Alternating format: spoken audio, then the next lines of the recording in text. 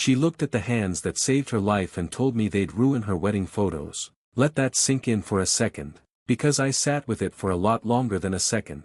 I'll tell you that much.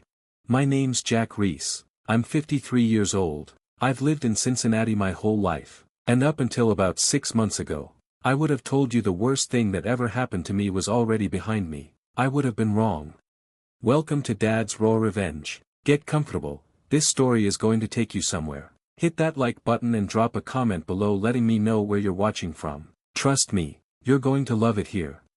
Let me set the table first, literally, because that's where this whole thing blew up. The private dining room at that venue out in Indian Hill smelled like rosemary and money. Real thick white tablecloths, little votive candles, even though it was the middle of the afternoon, because apparently ambience doesn't care what time it is when you're spending someone else's trust fund on a wedding. I sat at the end of the table across from my daughter, Lauren, and her fiancé's family, the Werners, old Cincinnati money, the kind of family that's had the same country club membership since Eisenhower was president. Helen, my ex-wife, sat 2 seats down, laughing a little too loud at something Mrs. Werner said about the chicken versus the salmon. Aiden, Helen's husband, Lauren's stepfather, had his arm draped over the back of Helen's chair like he owned the room.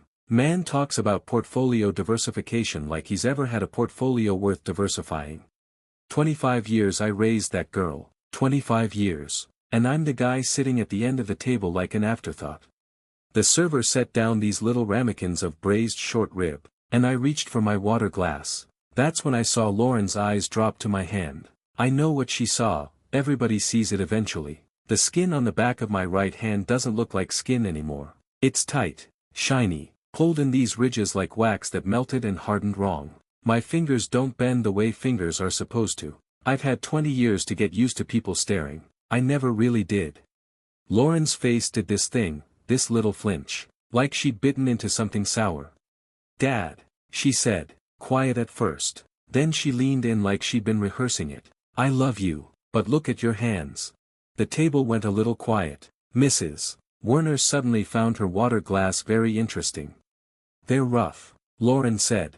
They're scarred. They're going to ruin the pictures. The photographer said the close-ups of holding my hand will look terrible. She'd practiced this speech in a mirror somewhere. Aiden just looks more the part, she went on, and gestured at him like she was doing a car commercial. He's got nice hands, he wears a ring well, and the groom's family is very high society, and I don't want things to be awkward. A breath, then the knife twisted slow. He's walking me down the aisle, you can sit in the back row. Nobody said anything. Aiden had the decency to at least look uncomfortable, staring hard at his short rib like it owed him money. Helen didn't. Helen looked almost relieved, like a weight had come off her.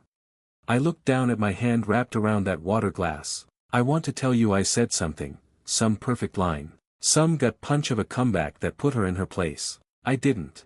I've replayed that moment probably 400 times since, and every time I do the same thing I did that day. I nodded. I stood up. I put my napkin on the table, folded it once like my mother taught me, and I walked out of that room without saying a single word. You built her a life with these hands, and she just told a roomful of strangers they're an embarrassment. Cincinnati traffic on 71 South doesn't care that your heart just got carved out with a butter knife. I sat in it for 45 minutes, radio off, just my thoughts and the sound of my own breathing. I kept looking at my hand on the steering wheel, really looking at it the way you look at something after somebody tells you it's ugly, like maybe this time you'll see what they see. I didn't cry. I want that on the record. Jack Reese does not cry in traffic on 71 South, but something in my chest sat there like a brick the whole ride, heavy and useless, all the way back to my apartment off Erie Avenue in Hyde Park. Modest place, 1 bedroom, exposed brick, the kind of apartment a guy rents when he's got money he refuses to spend on himself. I let myself in, dropped my keys in the bowl by the door, and stood in my kitchen not knowing what to do with my hands, which, considering the conversation I just walked out of, felt like a cruel joke.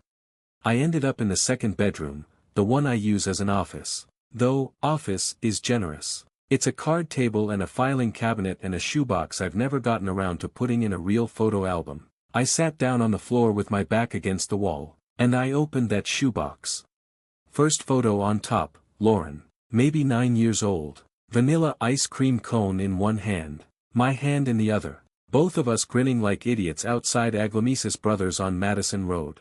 There she is. There's my girl. And that's when it all came back, not slow. All at once. Like a door blowing open in a storm. You want to know who I was before all this? I'll tell you. Every Saturday, rain or shine, I picked Lauren up right after my shift ended at the plant. I worked the line at a hydraulic systems manufacturing plant out in Norwood. Good union job. Decent pay. Calloused hands from the honest kind of work. I'd still have my work boots on, safety glasses pushed up on my head, and she'd come tearing across the yard yelling, "Daddy," like I'd been gone a year instead of 8 hours. We had a routine. Aglamesis Brothers for ice cream. She always got vanilla, always. No matter how many times I told her they had 40 other flavors, she'd hold my hand the whole walk there, swinging our arms like we were the only 2 people in Ohio. And when we got close to the plant gates, I'd hoist her up onto my shoulders so she could wave at the guys on the loading dock. "There's my hero," she'd shout down at me, ice cream dripping onto my collar, and every single one of my coworkers would laugh and wave back. There was this one guy, Larry Boyd, who worked the dock with me for 12 years, who used to say, "Reese, that girl's going to run this city someday, you watch." I believed him. I truly believed every word of that. Those Saturdays were the best hours of my week, better than payday, better than the Bengals winning, which, let's be honest, wasn't happening often enough to be a real contender anyway. I had no idea one of those Saturdays was going to be the last normal one. It was a Saturday like any other. I had to swing by the plant to grab my check before we headed out. Payroll had messed up direct deposit that week. One of those things you don't think twice about. I brought Lauren in with me. She'd been in that building 100 times. Everybody knew her. She was drawing on a napkin at the break room table while I walked over to grab my envelope from the office window. I heard it before I understood it. A deep metal groan, like the building itself was clearing its throat. Then a bang that I felt in my teeth. One of the main hydraulic lines had ruptured. Pressurized fluid, scalding hot, chemically treated, blew out of that pipe like a fire hose made of acid. Lauren. I didn't think. There wasn't a thought in my head. Not one single word. My body just moved. I got to that break room table in maybe 2 seconds flat and threw myself over her. Wrapped my arms and back toward the blast. Made myself as big as I could between her and that spray. It hit me across the back. The arms. The hands. Mostly the hands. Because that's what I had wrapped around her. Shielding her face. I don't remember the pain the way you'd think. I remember Larry's voice screaming my name from somewhere far away. I remember the smell, like burnt hair and something chemical and wrong. I remember Lauren underneath me, screaming, completely unhurt. Not one drop touched her. Not one single drop. She walked away from that day without a mark on her. I didn't. Larry saw the whole thing. Ran over before anybody else even understood what happened. Pulled Lauren out from under me while I was still down on the floor. He never forgot it. Man still calls me every year on the anniversary just to check in. Some things you don't stop caring about, even when you're not the one who got hurt. I'd do it again, 1,000,000 times over. I'd do it again. That was never the question. The question, the one nobody bothered to ask me for 15 years, was what it would cost me after.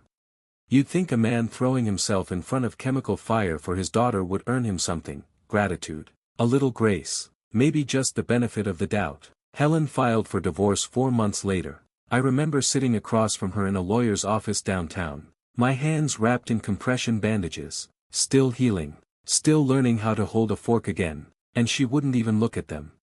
"You brought her to that plant, Jack," she said, flat, cold, like she'd rehearsed it in the mirror, same as Lauren would 20 years later. "You're reckless. I can't trust you not to put her in danger again." Reckless. I nearly laughed. I would have laughed if it didn't hurt so much to move my chest. "Helen," I threw myself in front of. "I know what you did." She cut me off. Sharp. "I know exactly what you did."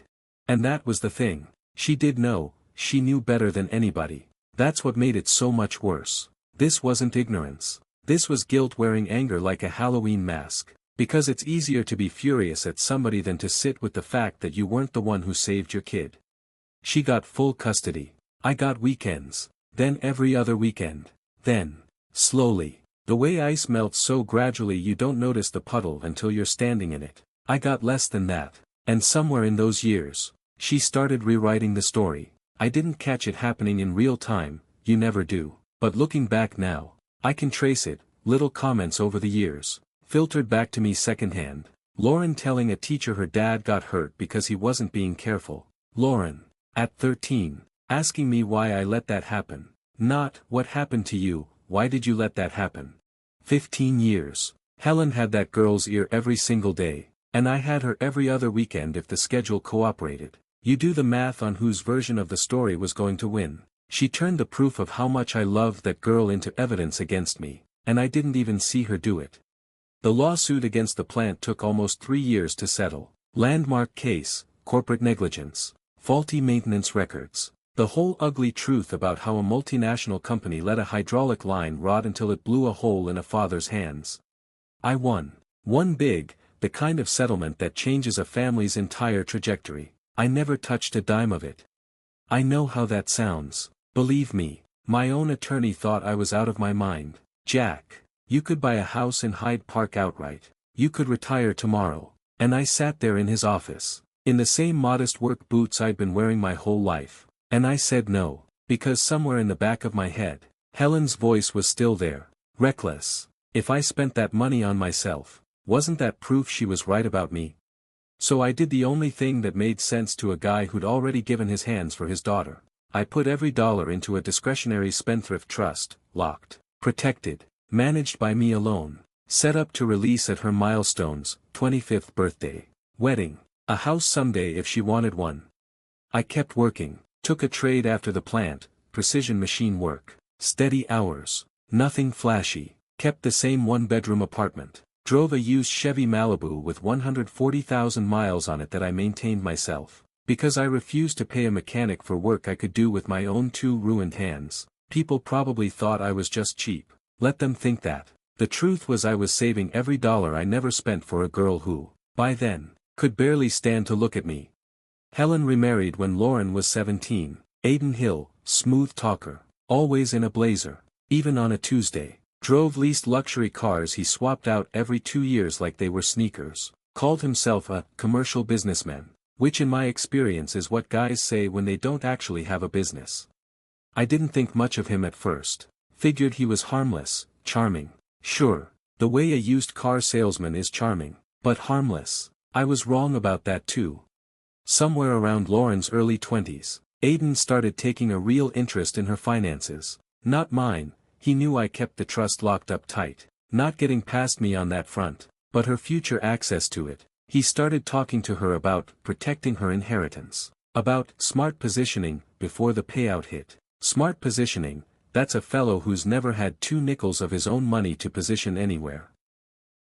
He walked her through paperwork one night, I know this now, pieced together after the fact. Paperwork that used her future trust distribution as collateral on some commercial loan he needed for a business venture that never quite existed the way he described it. Told her it was routine, told her it was safe, told her, probably with that same smooth Cadillac salesman voice, that she needed to sign it to protect what was coming to her.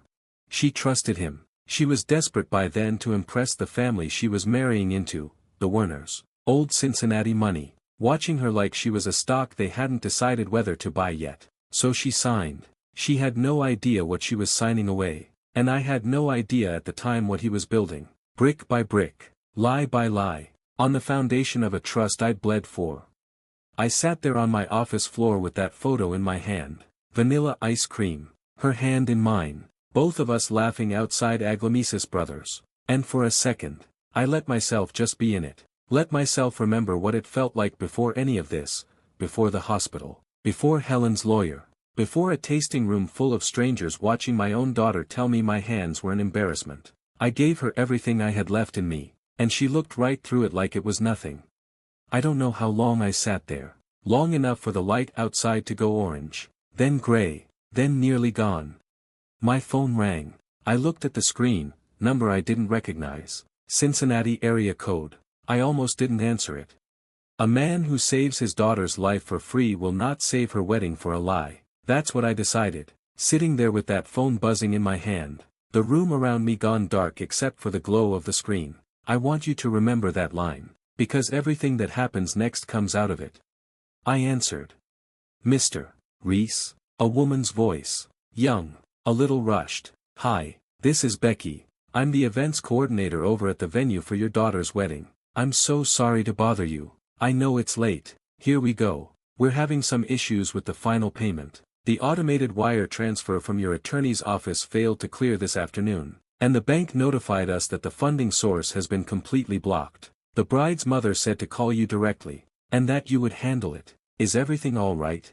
I sat there on that office floor, that old photo of Lauren still in my other hand, vanilla ice cream dripping down a 9-year-old's fist, frozen forever in a Kodak moment. I looked at my scarred knuckles wrapped around the phone. Is everything all right? I almost laughed. Almost. It came out instead as something low and tired, a sound I didn't recognize as my own voice. No, I said, everything is not all right. Silence on her end. I could hear a printer running somewhere in her office, the hum of fluorescent lights. Cancel the booking, I said. I heard her breath catch. I'm sorry, sir. Cancel it, all of it. Mr. Reese, the contract is in your name. Her voice picked up speed now, the panic of someone who knows they're about to deliver bad news to the wrong guy at the wrong time. If we cancel now, the deposit is forfeited. That's over $40,000. I know. Sir, I don't think you understand. That's non-refundable. Once we process this cancellation, there's no. I know, I said again, calmer this time, almost gentle. Cancel it anyway. And I hung up. I didn't call Lauren. I didn't call Helen. I sat there in the dark with a 10-year-old photograph and let the silence do the talking for me. You want to know something? That was the first time in 15 years I felt like I had control of anything. Not rage. Not revenge. Not yet. That word gets thrown around too easy. And this wasn't about revenge. Not at that moment. It was about a man finally putting his hand up and saying, no more. $40,000. Gone. Just like that. And she doesn't even know it happened yet. I didn't sleep that night, not because I was scared of what I'd done. I want to be real clear about that. I slept fine with the decision. What kept me up was waiting for the phone to ring again. It didn't ring that night. It rang the next morning at 7:14 a.m. While I was standing at my kitchen counter eating a bowl of oatmeal. Nothing fancy, just oats and a little cinnamon, the same breakfast I've had since Lauren was in diapers. Lauren's name lit up the screen. Here it is. I let it ring twice before I picked up, mostly to see if my hand would shake. It didn't. Dad? Her voice was tight. Hi, the voice of someone who hadn't slept either. Dad, what did you do? The venue called Mom. They said the booking's cancelled. They said you told them to cancel it. Is that, Dad? Is that true? There it is. Not, are you okay? Not, I'm sorry about the tasting. Just, what did you do to my wedding? It's true, I said. Why would you do that? Her voice cracked. And for 1/2 second I almost, felt the old pull. The instinct that had run my whole life as her father. Fix it. Make it better. Say sorry even when you're not the one who did anything wrong. I didn't say sorry. You told me to sit in the back row. Lauren, I said, I'm just giving you a little more room back there. She went quiet. I could hear her breathing, sharp and uneven, and somewhere behind her, Helen's voice, muffled, asking what was going on. You're being cruel, Lauren finally said. Cruel. That word landed somewhere behind my ribs and just sat there, ugly and heavy. No, sweetheart, I said, and my voice came out steadier than I expected. I'm being finished. I hung up before she could answer. Here's something you need to know about a discretionary spendthrift trust. Folks, it's a legal vault. I built it to protect Lauren from other people, and, if I'm honest, from my own instinct to give her everything, because it's discretionary. It means I have the final say on every single dollar that goes out. It runs entirely through me. But Aiden was slick. He had convinced Lauren to sign a stack of paperwork a year ago, using her future milestone payouts as a guarantee for a massive commercial business loan he was taking out. Here's the catch. A bank won't accept a discretionary trust as collateral unless the trustee, me, signs off on it. Aiden knew I'd say no, so he did what desperate con men do. He forged my signature on the guarantee paperwork. He thought he'd use the upcoming wedding gifts to clear the debt before anyone noticed. He miscalculated. Monday morning, I called my attorney, David Finch, and told him to freeze all wedding distributions. By Wednesday, the dominoes started falling. The florist, the DJ, and the catering company all hit a wall. Their invoices came back marked insufficient funds. But I didn't stop there. I also pulled the trust backing from the Kenwood House bridge loan they were using to live past their means. Instead of calling me to ask what was going on, Helen and Lauren decided to go public. My neighbor, Killian, knocked on my door on Thursday evening holding her phone like a live grenade. Helen had gone full Hollywood, ring light, kitchen island, tears on cue. She tagged local Cincinnati community groups and the Werner family's business pages, dabbing at her eyes and saying, "My daughter's biological father is holding her wedding hostage out of pure jealousy because another man is walking her down the aisle. He's bitter and controlling." She even pinned a comment at the top, "The Werners are old money and they have lawyers everywhere. We will see him in court." The internet did what it always does, hundreds of strangers calling me a monster. But Helen made a fatal mistake. By tagging the Werners' public profiles, she brought a messy, low-class internet brawl right to the doorstep of a family that thrives on privacy. She thought she was weaponizing them against me. Instead, she guaranteed they would cut her loose. And then the trap snapped shut. When that automated bridge loan payment for their house bounced on Tuesday, it triggered an immediate flag at the bank's compliance department. A human auditor actually pulled the file to see why a multi-million-dollar trust missed a payment. They looked at Aiden's commercial loan file. They looked at the signature on the guarantee. Then they called my attorney to verify it. David took one look at the forged document and told them the truth. Jack Reese never signed this. By Wednesday afternoon, it wasn't a family dispute anymore. It was a federal bank fraud investigation. The bank froze Aiden's accounts and called the entire commercial loan due immediately. At the exact same time, David enforced the penalty clauses on the house bridge loan. Their mortgage payment more than tripled overnight, giving them 30 days to pay or vacate. Aiden Hill, smooth-talking commercial businessman, was staring down a federal loan default and eviction inside a house he couldn't afford, sitting next to a wife who just torched her ex-husband's reputation on the internet for a wedding that no longer had a venue. I won't lie to you, there was a part of me, a small, ugly, human part, that felt something close to satisfaction sitting in that. But mostly I just felt tired. I want you to understand something about this stretch of time, because it's easy to make it sound like I was some mastermind sitting in a dark room pulling strings with an evil grin. That's not what it was. Mostly, it was quiet. I went to work, precision machine shop out in Blue Ash. Same as always, clocked in, did my job, kept my head down, came home. I stopped by Skyline on Erie a couple nights that week. Sat alone at the counter with a three-way and a coney, because some things a man does just to remember what normal feels like. I didn't check Facebook. Killian did that for me, God bless that woman, showing up at my door every couple days with updates I never asked for but somehow needed to hear anyway. They deleted the second video, she told me on a Friday, the one about the Werners. That's it, Jack. She looked at me the way people look at you when they're trying to figure out if you're okay. You alright? Was I alright? I thought about that tasting table, about Lauren's face when she looked at my hands like they belonged to a stranger, about 25 years of Saturdays, vanilla ice cream, a little girl on my shoulders yelling, "There's my hero," to a loading dock full of guys who believed it just as much as I did. I will be, I told Killian, and for the first time in a long while, I actually believed it, because somewhere out past Kenwood, a house was about to lose its funding. A wedding venue had already lost its deposit, a stepfather was about to lose a whole lot more than a leased Cadillac, and none of them saw what was coming next. My phone buzzed on the counter. Text message. No name attached, just a number I recognized as Helen's sister. Somebody who hadn't spoken to me directly in almost a decade. "Jack, you need to see this. Call me." I stared at that message for a long moment. Whatever this is, I thought, it's not going to be good news. I picked up the phone and dialed. If you have been listening for a while, drop your thoughts in the comments, hit the like button while you're at it, and be sure you're subscribed. Some men beg on their knees for money. My daughter did it in my living room, and I still remember every word. I want you to sit with that for a second, because it took me a long time to sit with it myself. Let me back up. That phone call from Helen's sister, a woman named Peggy, who I hadn't heard from since maybe 2015, that was the first domino I didn't push myself. That one just fell on its own. "Jack, it's Peggy," she said when I called back, voice tight and rushed. "I probably shouldn't be calling you, Helen would kill me, but somebody needs to." "Peggy, what's going on?" "Aiden's gone."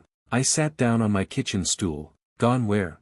"Nobody knows." The second the bank auditors flagged that forged signature and froze his accounts, he knew the game was up. He packed a bag that very same night and just left, didn't say a word to Helen. She woke up to an empty closet and a house surrounded by federal investigators serving a warrant. He knew the fraud charges were coming. Jack. He ran before they could put the cuffs on him. A total coward, runs the second the money dries up. I called that from day one, and I still hate being right about it.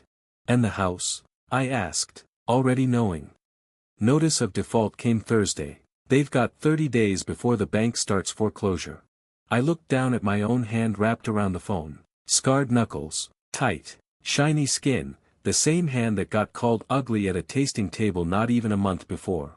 These hands paid for that house. And the man who called them beautiful enough to walk my daughter down the aisle just abandoned her the second things got hard. Funny how that works. "Thanks for telling me, Peggy," I said. "Jack." She hesitated. "Are you going to help them?" I didn't answer that question, not because I didn't know the answer, but because I wasn't ready to say it out loud yet, not even to Peggy. I just said good night and hung up. I heard about the rest through Killian, same as everything else that month. God bless that woman's Facebook addiction. The Werners found out about the fraud investigation the same week. Small city. Remember, everybody is one phone call from everybody else. And old money families like the Werners have a lot of phone calls at their disposal. A stepfather under federal bank fraud scrutiny. A public smear campaign gone sideways and now looking less like righteous outrage and more like a family imploding in real time on the internet. A cancelled venue. A frozen trust that had clearly been funding their entire lifestyle. None of that plays well at the country club. The groom, nice enough kid, from what little I'd seen of him, though clearly raised by people who valued image, called Lauren on a Sunday afternoon. Killian didn't get me the transcript of that one, but I heard enough secondhand to know how it went. His family had decided the risk to their name wasn't worth it. Political families in Ohio don't survive scandal by association, they survive by getting far away from it. Fast. With a clean public statement about wishing the young lady well and never mentioning the words fraud or lawsuit or trust fund again. The wedding was off. Just like that, $100,000 wedding gone. Fiancé gone, stepfather gone, house about to be gone, and every single one of those things had my name quietly written somewhere underneath it, holding it up the whole time, until I stopped holding it up. I won't pretend I didn't feel something when I heard, but it wasn't joy, it wasn't satisfaction either, not really, it was something quieter and heavier than that. It felt like watching a house of cards fall down that I built the foundation for and never got thanked for building.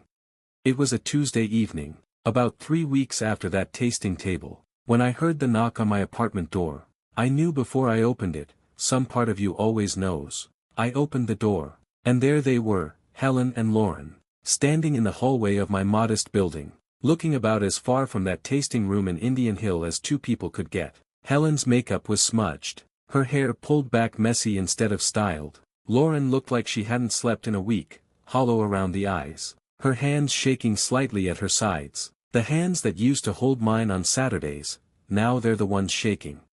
"Jack." Helen's voice cracked on my name. Can we come in?"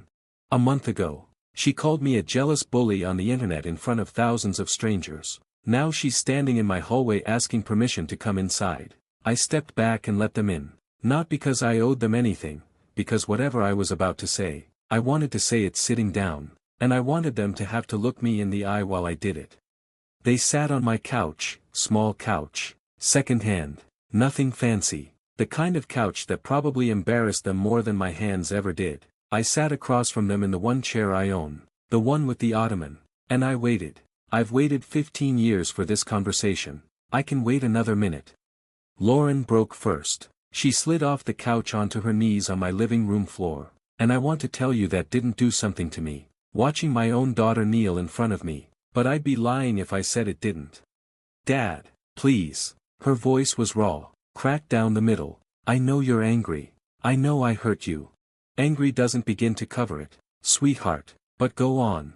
The venue's gone. The house, we're going to lose the house. Aiden's gone. Dad, he just left. He didn't even say goodbye. And I don't. She stopped, pressing her shaking hands against her face. The feds came to the house. Dad, they said he forged your name. They said he stole from my future. He used me to commit bank fraud. And now everything is gone. I don't know what to do. Please, just release the trust. Please.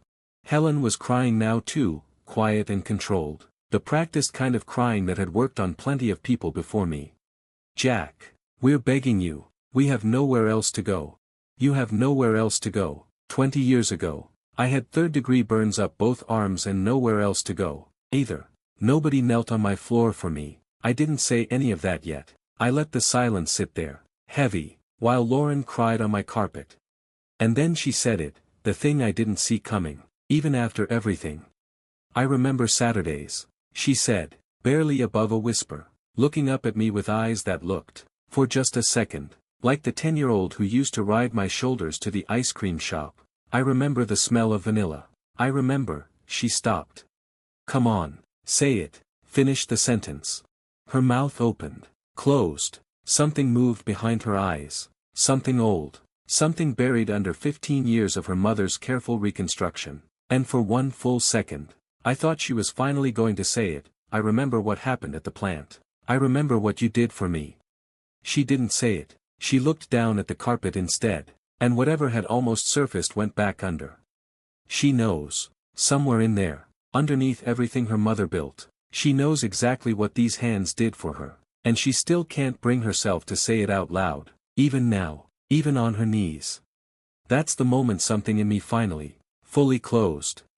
I stood up, slow, unhurried, the way you stand up when you've made peace with a decision instead of reacting to one. I walked to the small table by the window, the one with 2 chairs where I eat breakfast alone most mornings, and I sat down.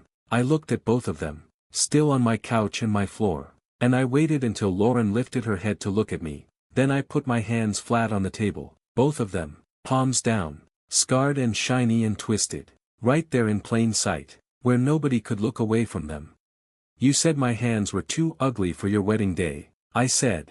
My voice didn't shake. I want that on the record. It didn't shake at all, but these hands are the only reason you still have a face to cry with right now. Lauren made a sound like the air had been knocked out of her. I saved you once, sweetheart, I said. I won't save you again. Nobody moved. Helen had gone completely pale, her hand pressed over her mouth. Lauren just knelt there on my carpet, staring at my hands on that table like she was seeing them, really seeing them, for the very first time in her entire life. 25 years. 25 years of Saturdays and ice cream, and a settlement I never spent a dime of, and it took her standing on the wreckage of everything I built for her to finally look at these hands and understand what they actually mean. Too late, sweetheart, too late. I stood up. I walked past both of them, past the couch, past 25 years of a life I gave everything to build, and I went to the window. Cincinnati was doing its evening thing out there. Streetlights flickering on along Erie Avenue. Somebody's dog barking 2 floors down. Ordinary life going on. Ordinary and indifferent to what had just happened in my living room. I heard Helen behind me, voice breaking. Jack, please, we have nowhere. I didn't turn around. I reached up and closed the curtain. I heard them sit there a moment longer, the particular silence of 2 people realizing there's nothing left to say that's going to change anything. Then I heard the couch creak. Footsteps. The door opening and closing, quiet, none of the drama of that tasting room, none of the videos and the ring lights and the accusations, just quiet. I didn't watch them leave. I stood at that closed curtain a long time, my scarred hands resting on the windowsill, and I let the apartment go silent around me. I'll give you the rest quickly, because you've earned the ending, and I don't believe in dragging out good news any more than I believe in dragging out bad news. Helen and Lauren were out of the house within the month, because it was an unbacked bridge loan and not a standard mortgage. The bank moved fast, giving them 30 days to clear out before the locks were changed. It was quiet and unglamorous, none of the internet fanfare that came with the accusations. Last I heard through Peggy, They'd moved into a 2-bedroom rental in Norwood. Modest. Unremarkable, the kind of place I'd lived in most of my adult life while they were living in a colonial with a pool. Funny how that worked out. Aiden never resurfaced in Cincinnati. Word got around eventually, through the same small city grapevine that told me everything else, that the bank fraud investigation turned into actual federal charges, wire fraud, false collateral representation, the whole ugly list. Last anybody heard, he was somewhere down in Florida, living under considerably less luxury than the leased Cadillac days, waiting on a court date he couldn't smooth-talk his way out of, a total coward to the end, didn't even have the spine to face what he built. The Werners never spoke to Lauren again, not one call, not one message, nothing but a clean, well-lawyered silence, the kind rich families are very, very good at. As for the trust, I never released it, not the wedding money, not the house money, none of it. David Finch restructured the whole thing eventually, locked it down tighter than before, with new terms that made sure nobody but Lauren herself, as an adult, making her own honest choices, could ever touch it again. No stepfather, no mother, no fiancé's family pressure, just her. If she ever earns her own way back to deserving it, maybe someday she will, that's not up to me anymore, that's up to her. As for me, I still live in that same 1-bedroom off Erie Avenue, still drive that same Chevy Malibu, still work the same quiet trade out in Blue Ash, still stop into Skyline some nights for a 3-way and a coney, alone at the counter, same as always. Larry still calls me every year, same as always too, right around the anniversary. Last time we talked, he said something that stuck with me. You did good, Reese, he said, not the wedding thing, the other thing, 20 years ago, you did good. I know, Larry, I've always known, it just took the rest of the world a little while to catch up. Some Saturdays, when the weather's right, I still walk down to Aglamesis Brothers, I still order vanilla. Even though I've never once liked vanilla, never did. Not really, I just liked watching her eat it. I sit at the counter alone now, and I look down at my hands, these scarred, twisted, ugly, beautiful hands, and I think about a 10-year-old girl on my shoulders, screaming, "There's my hero," to a loading dock full of men who believed her completely. I'd still do it again, 1,000,000 times over. I'd still do it again. That was never the question. It was never going to be the question. The question was whether she'd ever be brave enough to say thank you. She wasn't. Not yet, anyway. But these hands, they're not waiting around for it anymore. If you enjoyed this story, hit that like button, subscribe, and drop a comment below. Let me know where you're watching from. I will see you on the next one.